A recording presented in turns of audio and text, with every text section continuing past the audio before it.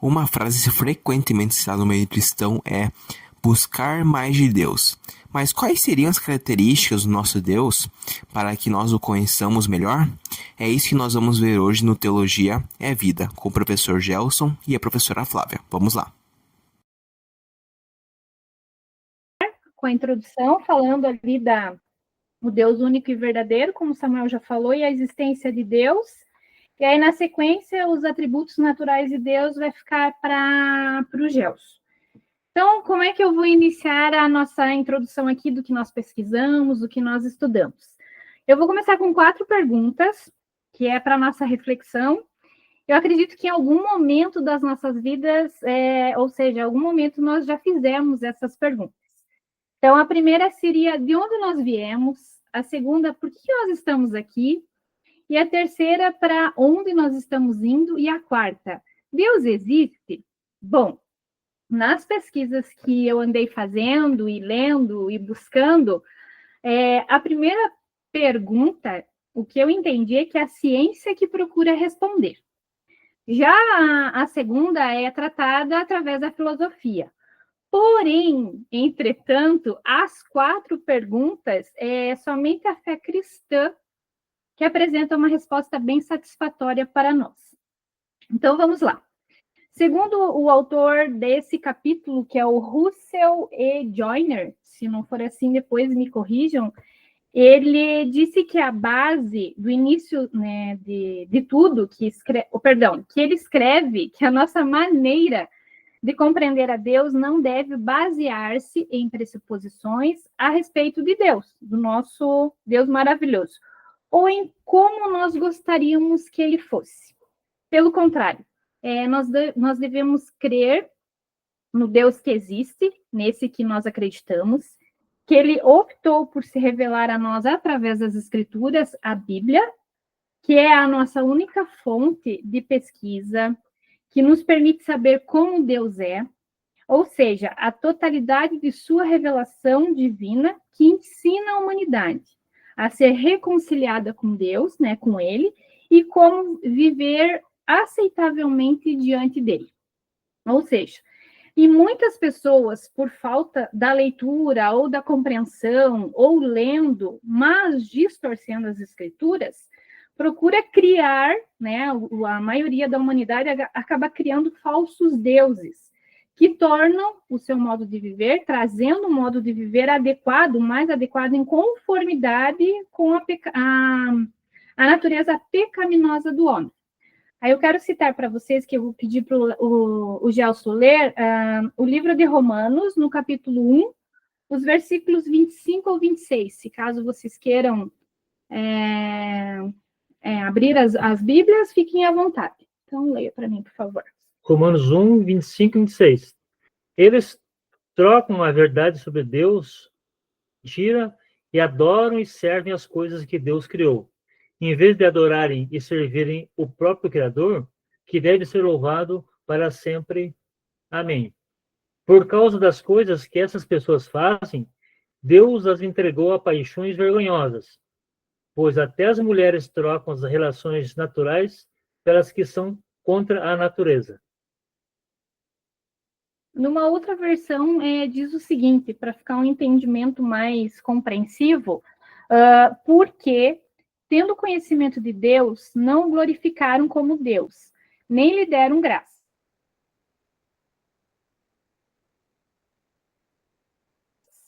Pelo contrário, se tornaram nulos em seus próprios raciocínios, e o coração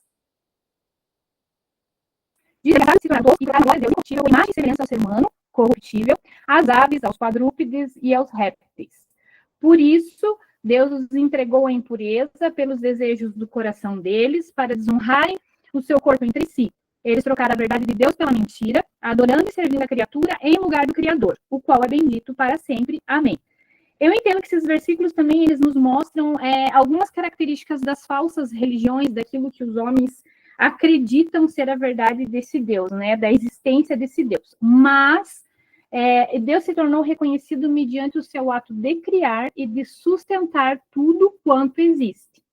Então, vamos citar assim o outro livro e outro capítulo e versículo que a palavra nos diz, que está em Atos, capítulo 17, do 24 ao 28. Deus que fez o mundo em tudo o que nele existe, e o Senhor do céu e da terra, não mora em templos feitos por seres humanos. E também não precisa que façam nada por ele, pois ele é mesmo quem dá a todos vida, respiração e tudo mais. De um só homem, ele criou todas as raças humanas para viverem na terra. Antes de criar os povos, Deus marcou para eles os lugares onde iriam morar e quanto tempo ficariam lá. Ele fez isso para que todos pudessem procurá-lo e talvez encontrá-lo, embora ele não esteja longe de cada um de nós. Porque, como alguém disse, nele vivemos, nos movemos e existimos. E alguns dos poetas de vocês disseram, nós também somos filhos dele. Ou seja, isso prova que a gente está rodeado pela confirmação da existência desse grande Deus. Aí eu queria compartilhar com vocês, que eu pesquisei, 3 provas dessa existência. A primeira seria no fato de ser esta crença universal entre as nações da Terra, a segunda nas obras da natureza e na terceira nas escrituras sagradas. Então, discorrendo sobre essas 3 provas, a primeira, eu começo pelo fato de ser essa a crença universal entre as nações da Terra. O que acontece? Geralmente, o homem ele tem uma atração inconsciente sobre o natural. E isso é o que o leva a buscar Deus, mesmo que seja de um modo distorcido, como se nota nas inúmeras religiões e culturas espalhadas pelo mundo. As religiões, elas por mais distantes que estejam do padrão de Deus, que é esse padrão que nós acreditamos, que é a verdade pura, elas ajudam a comprovar a necessidade que o ser humano sente de Deus. Então, é sintomático, porque ninguém sente necessidade daquilo que não existe. Então, por mais que as nações e suas religiões se divergem, todas concordam na crença da existência de um poder supremo e controlador de tudo. Há um número de falsos deuses no mundo que oferece por si só uma prova forte a favor da existência de um Deus verdadeiro. Aí eu vou relatar para vocês que eu li no livro, acredito que todos já leram esse livro, o que eles disseram a um passo da eternidade, de John Mayers, que o Gelson vai ler para vocês, que fala sobre Gandhi, que todo mundo sabe que foi um líder espiritual na Índia, mas no final da vida dele descreve o seguinte. Você pode ler, por favor? A caminho de uma reunião de oração hindu, o magro, baixo e fraco velhinho, debilitado por um longo jejum, foi reverenciado por uma multidão e juntou as mãos num cumprimento tradicional hindu. Um homem de jaqueta caqui e calças azuis o baleou a queima-roupa 3 vezes, no peito, no estômago e na virilha. Apoiado nos ombros de suas 2 sobrinhas, Aba e Manu, Gandhi caiu mortalmente ferido no solo. Suas últimas palavras foram: Rei Rama, ó Deus. Mas qual era o Deus a quem Gandhi clamava? Ele foi poderosamente influenciado por Jesus Cristo. Interpelado por um evangelista que insistia para que ele crescesse em Cristo, Gandhi afirmou que em Cristo ele cria. Não acreditava no cristianismo de muitos missionários. Deve-se lembrar que o movimento missionário britânico contemporâneo a Gandhi era profundamente envolvido com o imperialismo inglês. Alguns autores chegam a afirmar que Gandhi era cristão e que não se batizou apenas para não satisfazer o sensacionalismo de certos clérigos. Não que Gandhi, alguma vez, tenha dito isso. Pelo contrário, fez questão de enfatizar sempre o que chamaríamos hoje de uma postura ecumênica. Deixava claro que era primeiramente humano e indiano, e só depois religioso. Sua missão exigia dele uma postura religiosa imparcial. Por isso, é compreensível que tenha relutado tanto em assumir uma clara posição religiosa. Orava muito e jejuava também. Citava Cristo com frequência e atribuía aos ensinos do Novo Testamento a sua filosofia da não violência. Essa prática simples e poderosa de uma partícula dos ensinamentos de Jesus e influenciou outros personagens, tão famosos como Gandhi. Exemplo, Martin Luther King. Mas qual era o Deus a quem Gandhi clamava? Só podemos fazer conjecturas, mas é notável que Gandhi lembrou-se dele à beira da eternidade. Ou seja, ele fazia parte, que eu, na minha visão, de uma falsa religião, mas ele não deixou de citar o nome de Jesus. Outro exemplo que eu também queria deixar para vocês, bem simples, é que eu li, do mesmo modo em que moedas falsificadas testemunham a existência de uma moeda verdadeira, ou seja, só se falsifica através do verdadeiro. Então, se essas falsas religiões existem, é porque existe um Deus verdadeiro no qual elas se baseiam. Aí o segundo ponto que eu queria deixar para vocês, que é as obras da natureza. Podemos citar lá no livro de Salmos, o 19, versículo 1, e Romanos 1 e 20. Eu não vou fazer a leitura desses, eu deixo para vocês, mas consideremos a admirável adaptação das coisas umas às outras, os grandiosos planetas, a constituição de todos os seres orgânicos, o mecanismo do nosso corpo e o modo sublime e tão maravilhoso que nós fomos formados, os oceanos e continentes que formam essa terra. As maravilhas e grandiosidades do universo jamais poderiam ter surgido por acaso, como se cita muitas vezes a questão do evolucionismo. Ao criar o universo, Deus imprimiu nele rastro suficiente para comprovar a sua existência. Aí eu queria deixar outro exemplo para vocês, no mesmo livro que o Gelson leu sobre Gandhi, a fala de Michelangelo, aquele grande escultor e artista italiano, né? Que eu acredito que todo mundo já ouviu falar dele, que uma das suas obras é a criação de Adão. Então, se você puder ler lá. Num breve testamento, o grande pintor e escultor italiano disse: entrego minha alma a Deus, meu corpo à terra, meus bens aos meus parentes mais próximos. Morro na fé de Jesus Cristo e na firme esperança de uma vida melhor. Suas últimas palavras foram: durante toda a vida, lembre-se dos sofrimentos de Jesus. Ou seja, tudo que foi criado, tudo que é a obra da natureza, tudo que é criado por Deus, a gente sabe que todo a nossa terra, o universo em si foi criado por esse Deus maravilhoso, tudo, independente se é negativo ou não, a gente tem Deus como o nosso precursor e é o que nos traça todas as coisas que hoje nós estudamos. Aí, o que eu queria deixar para vocês também, lá nas Escrituras Sagradas, que é o último ponto, em Gênesis 1:1, Salmos 100, versículo 3, Isaías 40, 12, Zacarias 12:1, é a palavra que foi proclamada a existência e a grandeza do Criador. Lá no Salmo 100, no versículo 3, acredito que a maioria aqui já conheça, diz o seguinte: reconheçam que o Senhor é Deus, Ele nos criou e a Ele pertencemos. Somos o seu povo, o rebanho que Ele pastoreia. E em Isaías 40, 12, quem mais segurou os oceanos nas mãos? Quem mediu os céus com os dedos? Quem mais sabe o peso da terra, ou pesou na balança os montes e as colinas? Mesmo que ateus não creem, não acreditam nisso, eu acredito, e acredito que vocês também, que é inadmissível dizer que não exista um Deus. Então, quando nós percorremos as páginas sagradas da Bíblia, a gente pode constatar, de Gênesis ao Apocalipse, que toda a narração da criação, em todos os atos da providência divina, em cada intervenção do poder divino e em cada dispensação da graça e da misericórdia de Deus e a poderosa existência do grande eu sou, o Deus que era antes de todas as coisas e por quem todas as coisas subsistem. Se nós estamos aqui reunidos, porque o propósito que ele tem conosco é não só ficar aqui, mas expandir esta palavra tão poderosa. E assim, a revelação divina, ela é progressiva na sua natureza à medida que Deus se revelou através dos registros bíblicos.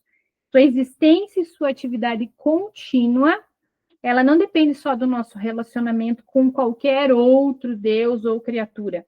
Pelo contrário, O nosso Deus podia ser simplesmente ser, né, entre aspas, e optando por chamar o homem a estar ao seu lado. Mas não, porque, assim, não é que ele precisa de nós, é nós que precisamos dele, ou seja, Adão precisava dele, e não ele, o Senhor, de Adão. Então, dito tudo isso, espero que vocês tenham compreendido. Eu vou repassar agora para o Gelson, para ele finalizar com os atributos naturais de Deus, que está empregado na existência e no caráter do Senhor.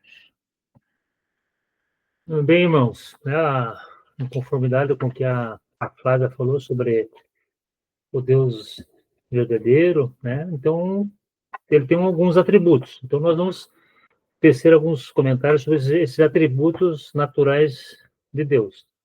Mas antes de nós começarmos propriamente nos atributos, eu vejo que é importante nós falarmos sobre o que é teologia, né? A teologia é um assunto que diz respeito a Deus, à fé e à religião, ou ao mundo religioso em si, né? Porém, quando estudamos exclusivamente a Deus, chamamos de teontologia. Mas quem é Deus? Essa é uma inquietude que nós, né, como criatura, fazemos periodicamente. Mas, desde os primórdios, né, Deus não se escondeu e não se omitiu de ninguém essa possibilidade dele se tornar conhecido. Antes, ele tem satisfação, tem prazer em se revelar. Ele mesmo se encarregou de responder esse questionamento que nós fazemos, né? Jesus disse: "E a vida eterna é esta, que conheçam a ti só por único Deus verdadeiro, e a Jesus Cristo a quem enviaste." Está escrito lá em João 17:3. Quando nós adoramos ao Pai, a nossa oração precisa se adequar à natureza dele, para que seja aceita. Não podemos adorar Deus de qualquer maneira, porque Deus é espírito, é importante que os que adoram, adorem em espírito e em verdade. Está em João 4:24. Um teólogo chamado Paul Tillich diz em sua teologia sistemática: Deus não existe. Mas fica uma pergunta, mas Deus não existe? Quem existe é o homem. Deus é. Afinal, diz Tillich, tudo que tem existência necessariamente tem um começo. E Deus não teve começo. Ele sempre foi. Deus é a essência, o homem, a existência. Da essência emerge a existência. E por isso torna-se incabível ao ser criado, nós, né, o ser existente, querer inserir Deus, a essência, no âmbito da existência. Vou fazer um spoiler da apresentação do Jefferson, da Juliana, onde o termo El Shaddai está implícito na mente das pessoas que Deus é um ser todo-poderoso, portanto capaz de todas as coisas, ainda que, na prática, a maioria das pessoas age como ela mesmo nem existisse. El, Deus, Shaddai, todo-poderoso. E também se apresentou como: eu sou quem sou. Eu sou o Senhor. Aquele que é grande, abrangente e genérico. Genérico no termo de geral, né? Se apresenta como Deus ao mesmo tempo pessoal e eterno. Deus existe por si mesmo, pois não depende de nenhuma fonte originária para existir. Seu próprio nome, Yahvé, declara que ele é e continuará sendo. Ele é o único por independer de qualquer outro ser do universo. Lá em João 5:26, o Pai tem vida em si mesmo. Nenhum ser criado pode fazer tal declaração. Quanto a nós, criaturas, só resta declarar nossa adoração. Lá em Apocalipse 4:17, digno és, Senhor, de receber glória, a honra e poder, porque tudo criaste todas as coisas, por tua vontade são e foram criadas. O termo atributos de Deus quer dizer os diferentes aspectos de seu caráter, ou seja, qualidades e perfeições próprias da sua natureza.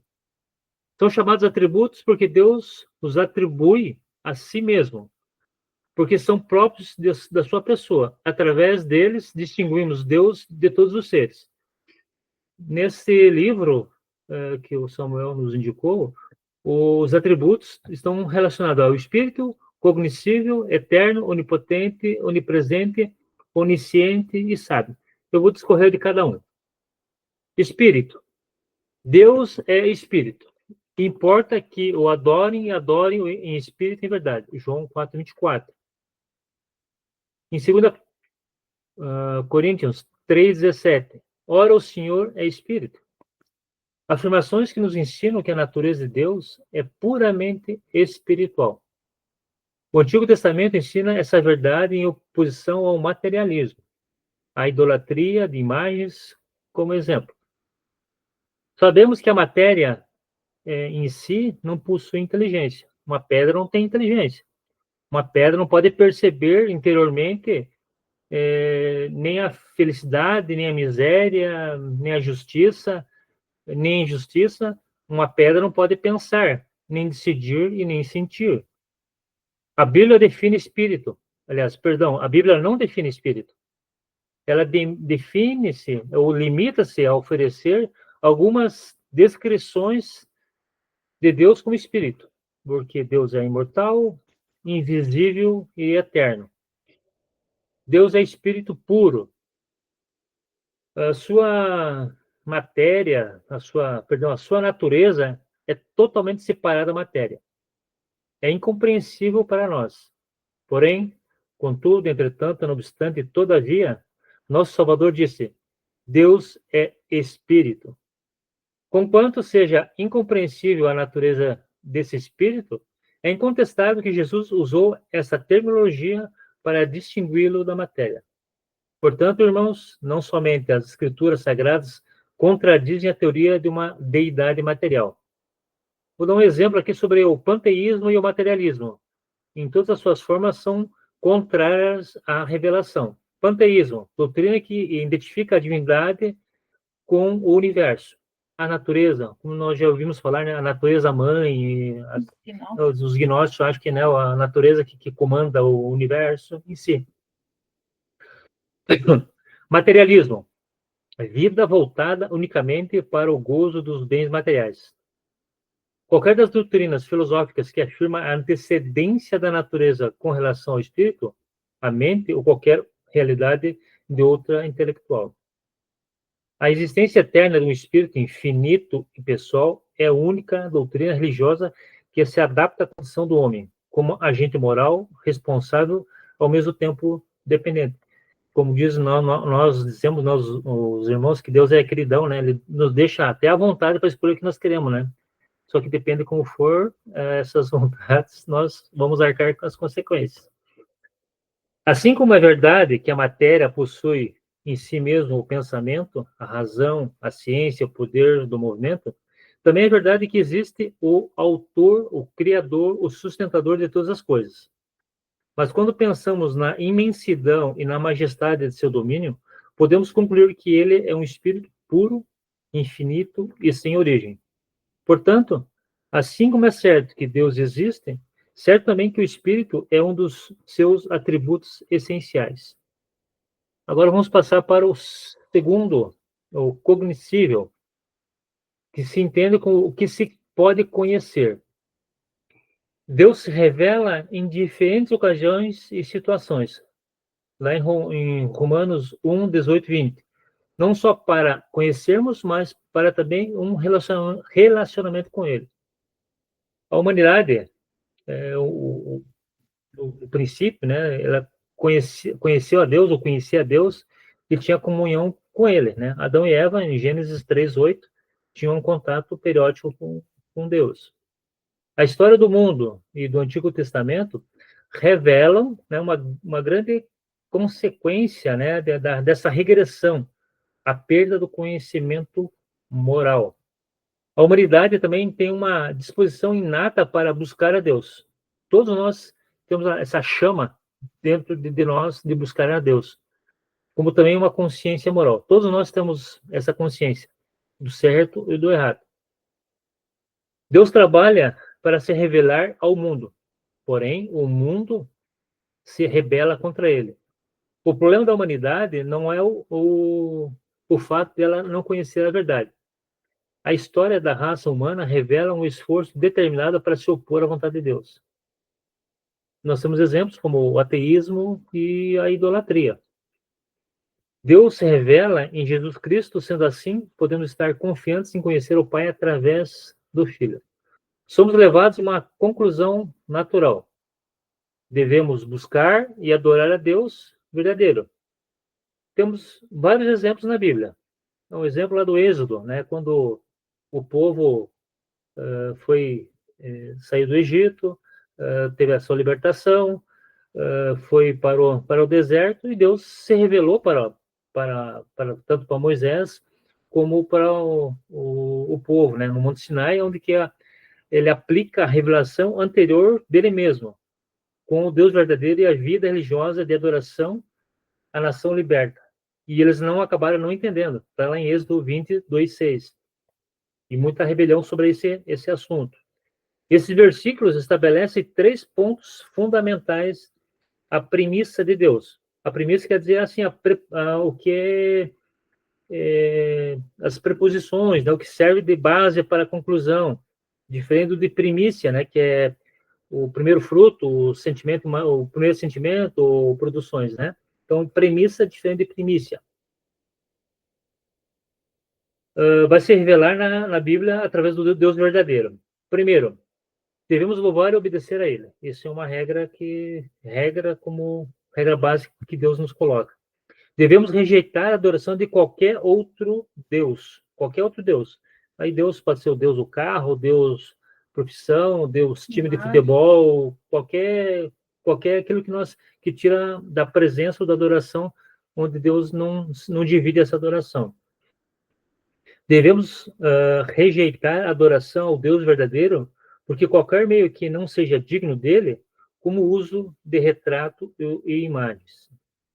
Anteriormente a essa passagem, o homem procura conhecer a Deus através da história de Jó. Lá quando Zofar e Eliú perguntam se essa busca que Jó tinha teve algum resultado, né? Ou que se Jó compreendia a Deus. Se temos algum conhecimento hoje, é porque ele nos revelou. Mesmo limitado, é possível reconhecer que Deus verdadeiro é eterno, autoexistente e autossuficiente. Senhor, muito além do que pensamos. É necessário que questionarmos. Eu olho para Cristo com o intuito de conhecer a Deus? Ou eu penso nos atributos divinos que Jesus mostra deles? Se a resposta é não, estamos adorando uma imagem de Deus. Ainda que forjada em nossa própria mente, se olharmos Jesus, saberemos que estamos adorando a Deus verdadeiro, como ele se revelou. Paulo declara que, embora alguns conhecessem a Deus, ele não glorifica como Deus, nem lhe deram graças. Romanos 1:21. Como aqui nós já vimos em outras vezes, né? Nós temos que adorar a Deus ou o Deus da bênção, né? Agora, outro tema, eterno. Eterno que vive, dura muitos anos, né? Então, vamos lá. Outra qualidade contida no nome de Deus, revelada a Moisés. Eu sou o que sou. É perenidade, perpetuidade e eternidade. Significa que Deus sempre foi e sempre será o que é imutável. Salmo 90, 1 e 2. No livro Apocalipse, descreve como o alfa, o ômega, o princípio e o fim. Apocalipse 1:8, 21:6 e 22:13. O fato que de Deus é eterno traz 2 grandes consequências para nós. Que é possível nós confiarmos nele porque ele permanece como ele sempre se revelou. Que significa invariabilidade. Ele não vai mudar. Toda boa dádiva e todo bom, perfeito, vem do alto, descendo do Pai das luzes em que não há mudanças, nem sombra de variação. Tiago 1,7. Deus é imutável em seus atributos. O pecado continua sendo pecado e é definido como aquela transgressão ou falta conforme a lei de Deus. Isso é mutação. Deus é imutável, não vai mudar isso. Deus é imutável em seus desígnios e sua soberania. Ele é inevitável. Ele não é evitável. Ele está presente em todas as coisas do mundo. Deus não muda de ideia. Não podemos escapar dele. Mesmo que ignorarmos agora, teremos que prestar nossos atos, né, no porvir. Se rejeitarmos hoje a Deus, teremos, por fim, enfrentar aquele que rejeitamos e experimentar a sua eterna rejeição a nós. Então, isso é uma forma de nós entendermos como Deus age e o que nós temos que fazer. Onipotente. O termo hebraico para onipotência é Shaddai. No grego, pantokrator. No latim, omni, tudo, e potentia, poder. Então, a onipotência, ou o poder de fazer tudo o que lhe apraz, é o que não seja contrário à sua natureza. É um atributo de Deus, gloriosamente afirmado nas Escrituras. Na Bíblia, vemos a expressão do poder infinito de Deus, nas seguintes palavras. No princípio, Deus criou o céu e a terra. Gênesis 1:1. E Deus disse, haja luz, e houve luz. Gênesis 1:3. Através de sua revelação, Deus demonstrou que a sua grande prioridade é chamar, formar e transformar o povo para si mesmo. Isso pode ser visto lá na vida de Sara, que mesmo em idade avançada, ela teve a condição de ter Isaac. Deus lhe concedeu a bênção da maternidade, conforme Deus disse. Haverá coisa alguma difícil ao Senhor? Gênesis 18:14 e também Jeremias 32:17. E na vida da jovem Maria, quando ela teve a maternidade, Mateus 1, 20 e 25. O propósito sublime de Deus, contudo, foi realizado quando ressuscitou a Jesus dentre os mortos. E qual sobre a excelente grandeza do seu poder sobre nós, o que cremos segundo a operação da força do seu poder, que manifestou em Cristo, ressuscitando-o dos mortos e pondo-o à sua direita nos céus. Efésios 1, 19 e 20. No princípio do livro da Bíblia, a onipotência de Deus tanto é declarada como é demonstrada. Então, como eu falei anteriormente, Apocalipse 1:8, 22:13, eu sou o alfa, o ômega, o princípio, o fim, e o primeiro e o último. Deus não pode fazer aquilo que se oponha à sua natureza. Então, Deus não mente. Quando se mente, não é de Deus. O pai da mentira é o capeta. Deus não pode favorecer nada que se volte contra a sua natureza. Por isso, ele não comunga com o pecado. Salmo 27, 1:3. A Flávia vai ler ali para mim o Salmo 27, 1:3. O Senhor é minha luz e a minha salvação. De quem terei medo? O Senhor é a fortaleza da minha vida. A quem temerei? Quando malfeitores se sobrevêm para me destruir, meus opressores e inimigos, eles é que tropeçam e caem. Ainda que um exército se acampe contra mim, não se atemorizará o meu coração. Se estourar contra mim a guerra, ainda assim terei confiança. Aí nós podemos considerar, né, que, como eu falei, que, né, que Deus ele não comunga com o pecado, e rebelião é um pecado, né, reclamar é um pecado. Deus podia ter destruído o povo lá em Êxodo, quando o povo construiu lá o bezerro de ouro, né? Mas através de Moisés, né, que Moisés ficou compadecido com o povo e pediu para que Deus não matasse, não acabasse com o povo, né? E Deus mudou, né, a sua sentença, a sua decisão, né? Então Deus poupou o povo. Está em Êxodo 32:10. E também Davi, né? Temos exemplo de Davi. Por mais que Deus seja onipotente, ele tenha o poder de fazer o que ele queira. ele, através da sua arrependimento, houve seu pecado, mas Deus, na sua soberania, o perdoou. Agora vamos para onipresente. Onipresença, do latim omni, tudo. Assim, por onipresença, entendemos que Deus está presente em todos os lugares ao mesmo tempo.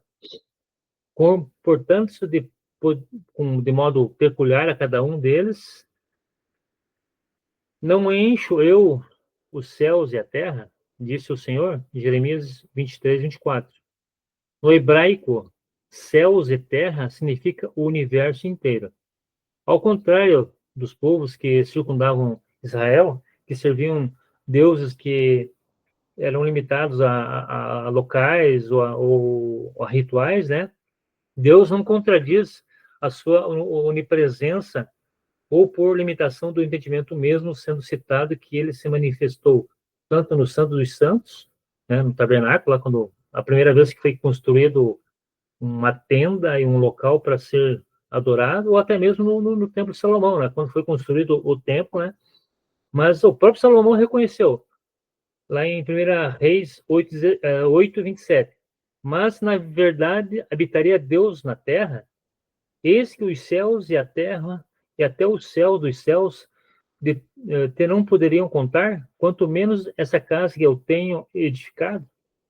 Em vista da onipresença, esse atributo de Deus, podemos exclamar como Salomão: eis que o céu e o céu dos céus não podem conter. 2 Crônicas 6:18. Deus está em toda parte. Que pensamento terrível para os ímpios, porque não se sabe nem o dia, nem a hora em que ele dirá: basta. Apartai-vos de mim, vós todos que praticais a iniquidade. Porém, para o bom cristão, que pensamento consolador. E nós teremos, sendo bons cristãos, não sofreremos essa carga, esse peso sobre as nossas vidas. Onisciente. Onisciente. Antes de falar sobre onisciente, tem um provérbio, achei bem interessante numa leitura que eu fiz, fala sobre a onisciência de Deus. Ele é tão, assim, é tão onisciente que numa noite escura, numa pedra escura, uma formiga negra, Deus vê. Então ele está presente em tudo pelo seu poder, a sua magnitude. Então a palavra onisciência é a junção de duas palavras latinas, omni, tudo, e ciência, conhecimento. Onisciência, portanto, significa saber tudo. Assim é Deus. Uma pessoa que sabe absolutamente tudo, nada lhe é oculto. O conhecimento humano é gradual e acumulativo, e por mais que cresça, é limitado. E se alguém cuida saber alguma coisa, ainda não sabe como convém ao Senhor. 1 Coríntios 8:12. Ou também em Salmos 46, 1, 2. A Flávia vai ler. Deus é o nosso refúgio e a nossa força, socorro que não falta em tempos de aflição. Por isso, não teremos medo, ainda que a terra seja abalada e as montanhas caiam nas profundezas do oceano. Então, meus irmãos, a onisciência divina é atemporal. Deus conhece o presente, o passado e o futuro. Ele conhece o fim de tudo um determinado acontecimento antes mesmo de ter início. Isaías 46:10. Deus nos deu o livre-arbítrio. Deus consegue ver por antecipação o que ocorrerá. Ele nos dá avisos, né? Dependerá de qual atitude é tomada mediante o aviso. Na sua infinita bondade, ele dispõe para nós o Espírito Santo, aquele que nos convence, confronta, para tomar decisões assertivas, conforme a vontade de Deus. Antes de passarmos para o último atributo relacionado ao termo sábio, uma curiosidade, meus irmãos, e com uma percepção e uma característica em comum, no Salmo 139, os atributos da onisciência, da onipresença e da onipotência de Deus estão presentes. Lá em Salmo 139, 7 e 11. Para onde me irei do teu espírito? Ou para onde fugirei a tua face? Se subir aos céus, tu aí estás. Se fizer do Seol a minha cama, eis que tu ali estás também. Se tornar as alvas a alva e habitar nas extremidades do mar, até ali a tua mão me guiará e a tua destra me sustentará. Se disser, de certo que as trevas me encobrirão, então a noite será luz à roda de mim. Mas é preciso lembrar que foi dito anteriormente que Deus está presente em todos os lugares ao mesmo tempo, comportando-se de um modo peculiar em cada um deles. Há 3 razões que Deus está presente na vida de qualquer pessoa, seja salva ou seja ímpia. Primeiro, para sustentar. 2, para punir. 3, para abençoar. No caso dos ímpios, a presença de Deus na vida deles tem como finalidade sustentar e algumas vezes punir. Agora vou passar por último, que é o sábio. À primeira vista, a sabedoria de Deus parece incluída no atributo da onisciência, mas há uma diferença entre ciência e sabedoria. Ciência é o conhecimento, enquanto a sabedoria é o uso correto desse conhecimento. Algumas passagens bíblicas para observarmos essa distinção. Porque a um, pelo Espírito, é dada a sabedoria, e a outro, pelo mesmo Espírito, a palavra é a ciência. 1 Coríntios 12, 8. A profundidade das riquezas, tanto da sabedoria como da ciência de Deus, Romanos 11, 33. O conhecimento dá apoio à sabedoria. A verdadeira sabedoria orienta. Quando eu estava escrevendo isso aqui, eu me lembrei de uma história do meu pai e do meu sobrinho, o Adam. Me convidou para ir na casa do meu pai, né? E foi outro irmão dele, o mais novo. E quando chegou lá na casa do meu pai, ele pediu um apoio para que eu fosse junto, né? Eu sou, na época hoje ele faz parte da igreja presbiteriana. Na época, ainda eu e ele católico, né? Eu sou padrinho de batismo dele. Aí ele chega lá, né? Vai conversando com o meu pai, né? Aí fala assim: vô, eu tenho uma notícia para te dar. O senhor vai ser avô. E meu sobrinho estudando, fazendo faculdade, e meu pai baixa a cabeça, fica alguns segundos ali, não sei precisar quanto tempo, né? Uns segundos, algum minuto. E com toda essa eternidade, esse tempo, né? Nós esperando que meu pai, ele sempre foi mais rústico, mais, né, tronco, né? Foi mais, né, meu Gaudério, né? Ia dar um chacoalhão no meu sobrinho, pô, foi para estudar e vai voltar agora com um filho e é solteiro, todas aquelas histórias, né? Que ele tinha, assim, vamos dizer assim, tinha o direito, né, pela pouca sabedoria, pela pouca conhecimento que ele tinha, né? Estudou se não me engano, ele acabou concluindo até a 4ª série, mas que ele estudou realmente primeiro, segundo ano só.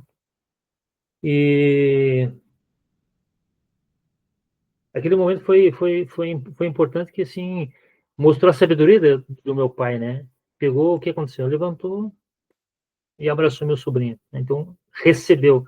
Então a analogia que eu faço é que muitas vezes a sabedoria não está relacionada também somente ao conhecimento. A sabedoria está relacionada a essa vivência, essa ciência de Deus, que muitas vezes a vida vai ensinando para nós, né?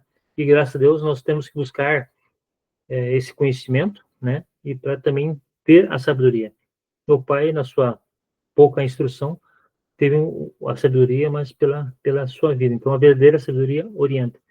Então, ele foi sábio naquele momento por orientar o meu sonho, por ter abraçado.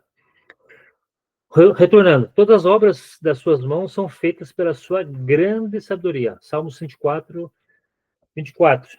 Ele pode tirar ou colocar reis, mudar tempos, estações, conforme lhe apraz, né? Deuteronômio 2:21. Esse atributo divino se manifesta em todas as obras de Deus na criação, na providência e na redenção. Se olharmos a criação que nos rodeia, vemos toda a parte que em tudo que nos rodeia, né? Essa evidência da sabedoria divina, da estrutura das coisas e das suas propriedades, né? Com sua sublime perícia, essas forças naturais foram organizadas para, né, o Sol, a distância do Sol e a Terra, da Lua e da Terra, ação da gravidade, inverno, verão, a produção de alimentos, né, vegetais da Terra, né, os animaizinhos, as florzinhas, né, de se adaptam às necessidades tanto dos homens como dos animais. Então, Deus é sábio, sábio, sábio demais, né? Então, nós temos que mais que adorar e louvar e exaltar esse santo nome. Se não tivesse isso, não é mera formalidade, né? Então, todas as riquezas, né, que nós temos no mundo, né? Esse dia atrás, nós conversando com o Arthur, o mais estupendo computador, que é uma enormidade de grande, não tem o mesmo potencial que a nossa mente, nosso cérebro tem, né? As propriedades da terra, a aptidão das sementes, a chuva, luz, o sol, a sucessão de estações, tudo se harmoniza para cobrir de verde a terra e prover os alimentos. Então, nós estamos aqui, não por acaso, né? Temos um Deus que nos criou e nós estamos aqui para nos aproveitar, né, nos beneficiar desse jardim, né, que Deus nos colocou, e nós temos que buscar entender e conhecer mais Deus. E só vamos conhecer através desse conhecimento, e nós adquirimos, através do conhecimento, vamos adquirir também a sabedoria para nós podermos passar para os outros. Então, novamente, gostaríamos de agradecer a oportunidade que nos foi dada. Foi muito bom porque nós debruçamos sobre alguns livros, sobre a Bíblia. Espero que os esclarecimentos fui assim, até podia ser mais sucinto, mas eu quis fazer mais entendível, né? Então, eu espero que tenha solucionado, né, ou esclarecido, né? E se tiver dúvidas, né, como nós falamos anteriormente, nós temos o nosso Samuel, né? E se houve um confronto, se houve um aguçar de curiosidade, meus irmãos, debrucem em livros, debrucem na Bíblia, para buscar isso é muito importante. O conhecimento de Deus, né, nos traz a sabedoria e saber o que nós somos, né, como a Flávia falou, o que nós somos, o que nós vamos fazer, o que está por vir. Então, nós estamos aqui com peregrinos, né? Então, todo conhecimento é válido, estamos aprendendo, estamos cada vez buscando mais, e, graças a Deus, nós estamos em conformidade com os irmãos para podermos estar nessa egrégore, né, de irmãos para poder adquirir conhecimento nessa irmandade, nessa comunidade. Então, meu muito obrigado por estar participando e ter nessa condição de poder explanar o que nós explanamos hoje, tanto a Flávia como a minha. Flávia é meio invisível, né, mas eu estou aqui, mas Deus abençoe a todos. Muito obrigado.